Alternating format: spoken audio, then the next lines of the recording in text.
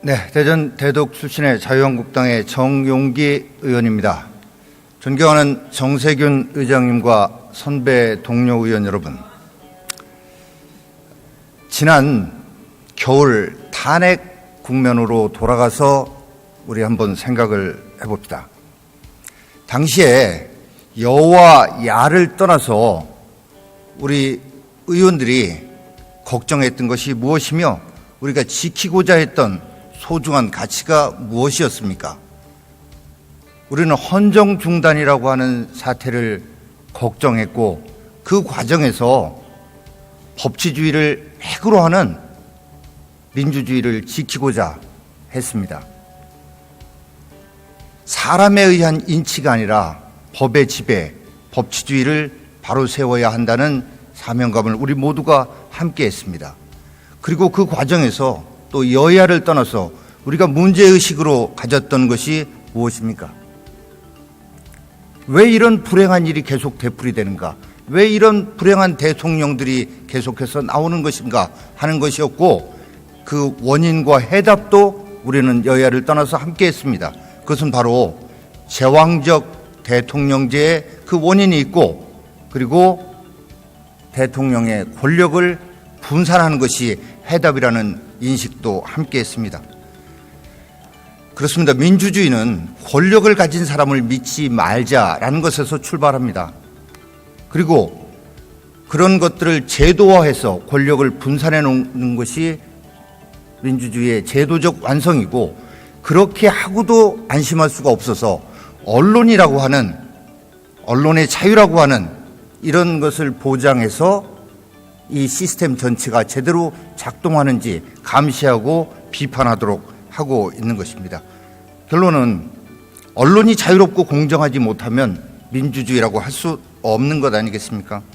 자, 그런데 이제 탄핵 국면을 지나서 문재인 정부가 출범하고 6개월이 지난 이 시점, 우리 한번 우리의 상황을 한번 돌아봅시다.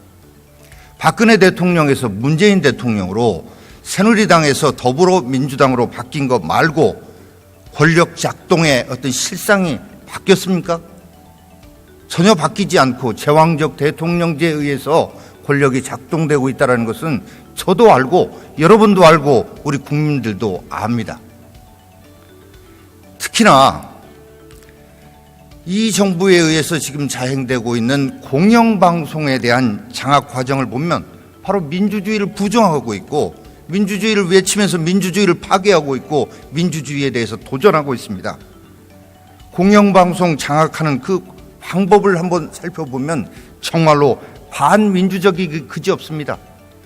소위 노조원들이 공영방송 이사들의 집과 직장과 교회까지 찾아가 가지고 테러에 가까운 압박을 하는, 이것이 민주적인 방법입니까? 이게 문화혁명의 홍위병과 과연 뭐가 다른다는 말입니까? 더 절망적인 것은 이러한 공영방송 장악 과정이 집권 세력의 기획하에 진행되고 있다라는 이런 점입니다.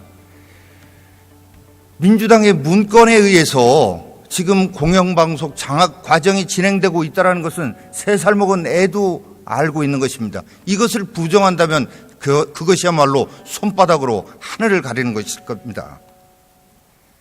문건대로 했다고 해서 김재철 사장을 구속한다고 하면 문건대로 하고 있는 이효성 위원장도 구속해야 된다고 생각하고, 문건을 만든 국정원을 수사한다고 하면 문건을 만든 민주당도 수사해야 되는 것 아니겠습니까?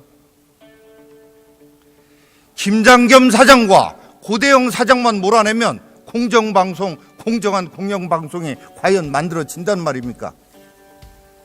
존경하는 선배 동료 의원 여러분, 저는 이 자리에서 여야를 떠나서 이 악순환의 고리를 끊자라고 좀 말씀드립니다. 공정한 공영방송을 위해서 방송법을 개정합시다.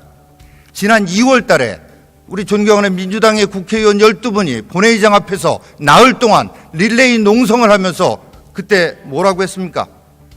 공정한 공영방송을 위해서 방송법을 개정하자고 했고, 그때 집권하면 생각 바뀌는 거 아니냐 그랬을 때 그때 뭐라고 했습니까?